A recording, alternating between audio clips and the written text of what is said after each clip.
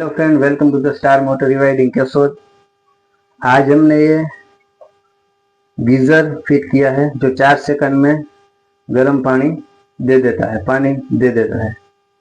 देख सकते हो आप, इसका फिटिंग इस तरह से होता है।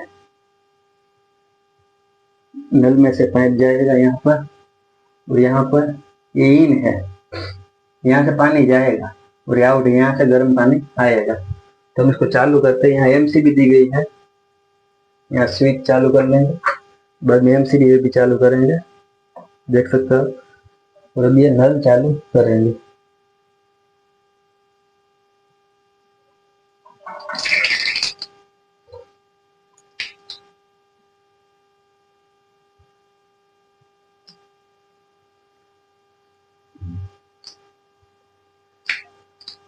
देखो दोस्तों, गर्म पानी आ चुका है। जरा हम कस्टमर को भी कहेंगे वो देख ले। જોઈ ભાઈ,